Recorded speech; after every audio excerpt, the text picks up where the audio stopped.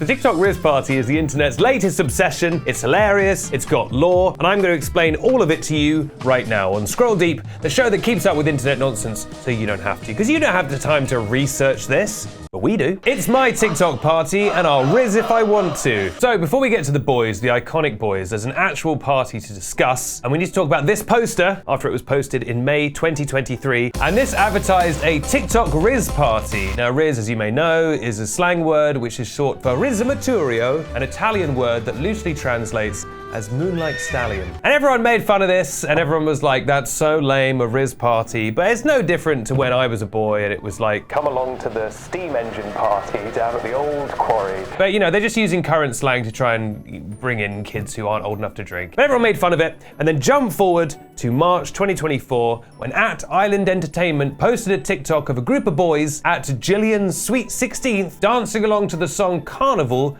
by Kanye West.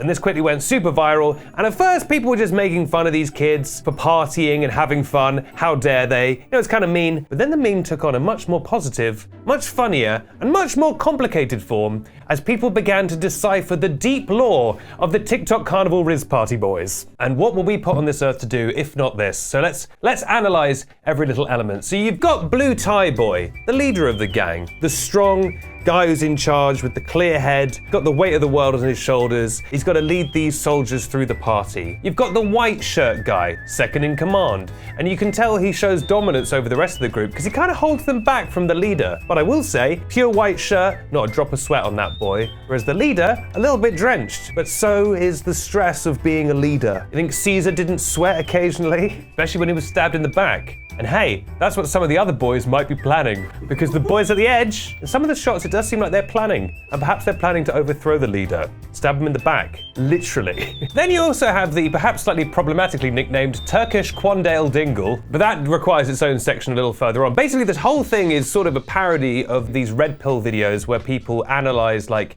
manly alpha body language, which is apparently a lame thing that exists. People will take videos of like alpha dudes and they'll be like drawing on it. They're like, no, just the way he walks in front. That's a true alpha. That's a true wolf walks in front or whatever.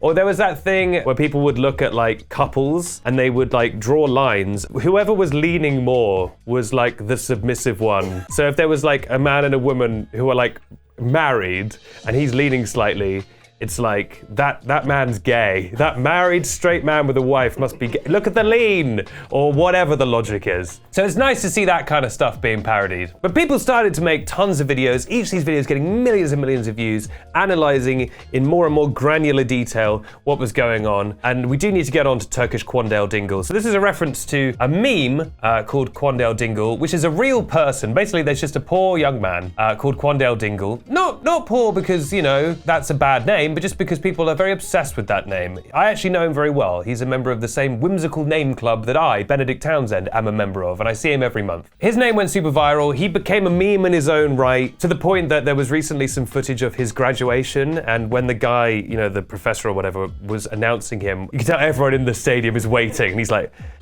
Quandel Dingle. And I was like, ah! And he like walks on stage and gets his diploma. Good for Quandel. People say that this guy in the video looks like Quandel Dingle. I think because of the shape of his nose, because the meme character of Quandel Dingle has a large nose apparently. Sure. But what's really nice is, aside from this being sort of positive and tongue-in-cheek in a nice way, the boys in the video have also really embraced it. There's a guy called Sebastian, who is the blue tie kid. He has started posting videos about the event, which have been getting just millions and millions of views. He's got like 300,000 followers off the back of this. And he's basically making like meme edits of himself. No one cared who I was till I put on the mask. And it's like, all right, Seb. He's really milking it for everything he's got. And I'm like, why not? And I think that's something that will really last. And I think years from now, we'll still be going, what's up with that blue tie guy? Let's see those memes. I think I'd love to have Seb as a guest on this show. Actually, dream guest on this show? Let's spice it up a bit.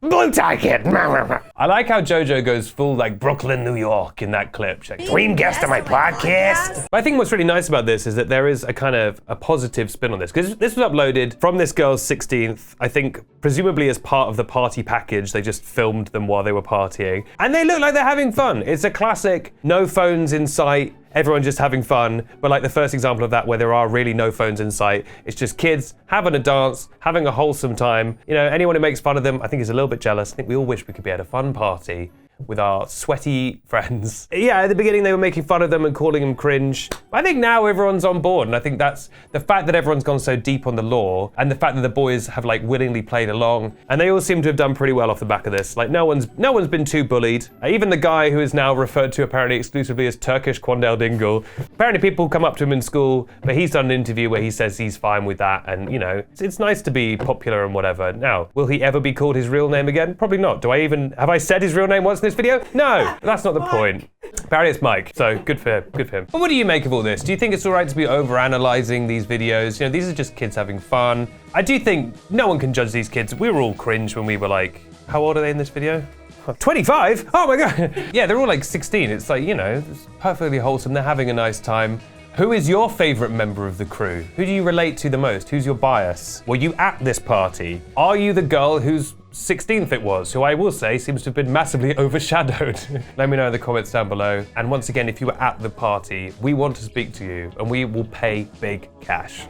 The one thing we have on this show, evidently, is budget. And once again, if you are the real Quandel Dingle, please respond to my emails. We have to have you on the show. It'd be great talking to him because he'd just be a guy, wouldn't he? He'd be like, hello. I'd be like, do the meme. And he's like, I'm just a regular man. If you made it this far, please like the video and follow for more internet nonsense. And we'll leave you with our famous catchphrase, can't let gang know I f with TikTok Rizz Party lore. What were your school parties like? Oh my God, well, I was reminiscing recently about these events I used to go to when I was like 14 that were called like Let's Go Crazy and Under the Radar. Do you remember, did anyone ever do these? They were like events for underage kids who couldn't drink. Yeah, we did Oceana. Yeah, right, you mock me, but they have dumb names, and you would go to them and you would just dance, I guess, or just stand around in a warm room, but not drink. And when you're like 14, that's really cool. But of course, I was always a leader, and I was always sweating profusely, as a leader should. Now, I don't sweat because of an incident in the Falklands War.